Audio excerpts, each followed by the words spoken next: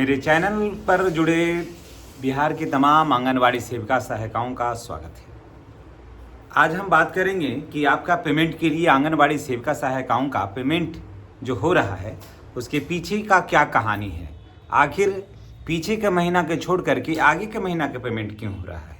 क्या पीछे के महीना का पेमेंट नहीं होगा तो उसका तरीका क्या है? और जनवरी और फरवरी मार्च का पेमेंट नहीं हो रहा है और अप्रैल का पेमेंट होगा। अब आप सोचिए, ऐसा पहली बार ऐसा कहीं हो रहा है कि पीछे का छोड़ करके आगे का हो रहा है। समझ गए? तो ये सब संभव है बिहार में। और आंगनवाड़ी सेविका सहायिकाओं को ये चिंता सता रही है कि क्या पीछे वाला जो महीना का पैसा बाकी है, क्या उसका वेतन का भुगतान नहीं होगा? अगर होगा तो कैसे होगा, कब होगा, क्या होगा कि नहीं होगा? कई सवालों से वो लोग अपने आप को परेशान समझ रहे हैं और ये सोच रहे हैं कि आखिर हम लोगों को पैसा कब मिलेगा। तो चलिए हम आज आपको बता दे रहे हैं कि आंगनवाड़ी सेविका और सहायिकाओं के लिए आखिर सिर्फ अप्रैल का पैसा क्यों रिलीज हो रहा है। होना था तो मई का भी पैसा होता रिलीज, ठीक है, 2 महीने का उधर छोड़ दिया था, फरवरी मार्च का छोड़ दिया था तो अप्रैल दे रहा था। अप्रैल और मई का भी तो पेमेंट होना चाहिए क्योंकि ये जून चल रहा है। तो 2 महीना का छोड़ दिया, 2 महीना का इधर होना चाहिए था, पेमेंट होना चाहिए था। लेकिन 2 महीना का पेमेंट आखिर क्यों नहीं हुआ? एक ही महीना का पेमेंट आखिर क्यों हुआ है? आइए इसके बारे में हम। सबसे ज़्यादा कमेंट ये होता है कि हम लोगों को इस आखिर फरवरी और मार्च का पेमेंट कब मिलेगा। जितना भी सेविका और सहायिकाएं हैं पूछते कि फरवरी मार्च का पेमेंट कब होगा और क्या फरवरी और मार्च का पेमेंट होगा ही नहीं या नहीं होगा। इन सारे इस तरह के सवाल लोग पूछते हैं, सवाल करते हैं। मैं उन लोगों को बता दे रहा हूँ कि आपका फरवरी और मार्च का पेमेंट बिल्कुल होगा, लेकिन आपको थोड़ा सा उसमें इंतज़ार करना होगा, कारण कि कुछ सिस्टम बदला है, पेमेंट का सिस्टम बदला है और सेंड टू बैंक अभी हो गया है आपका इसमें अप्रैल में। हालांकि जब ये हुआ था तो मई का भी साथ साथ होना चाहिए था, लेकिन मई का नहीं हो पाया। ये थोड़ा सा चिंता का विषय है, इस पर चीज़ पर सरकार को थोड़ा ध्यान देना चाहिए। फिर अप्रैल का मानदेय पहले क्यों भेजा गया? क्योंकि अप्रैल का जो मानदेय है ना, सेंड टू बैंक से पहले हो गया और 2026 का नया वेतन भुगतान का जो सिस्टम है वो लागू हो गया है।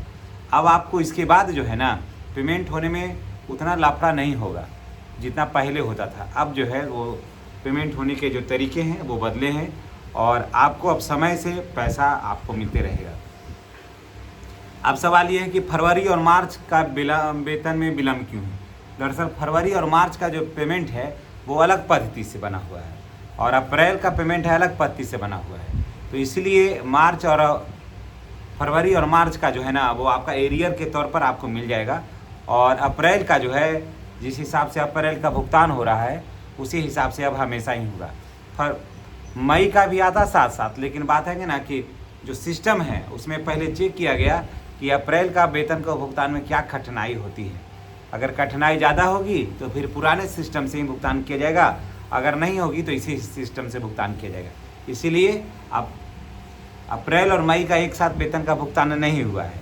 मई का वेतन का भुगतान जो है वो अलग होगा और अप्रैल का वेतन का भुगतान अलग हो रहा है। जनवरी फरवरी का एक साथ होगा, उसका बिल ऑलरेडी बना हुआ है। उसके वेतन उस बिल को पास होने में अभी थोड़ा सा वक्त लगेगा। पहले आप अप्रैल का वेतन आप ले लीजिए, ठीक है? तो आपको अब ज़्यादा परेशानी नहीं है और फरवरी और मार्च का वेतन का भुगतान विभागीय स्तर पर तैयार है, लेकिन बैंक में जारी होना बाकी है।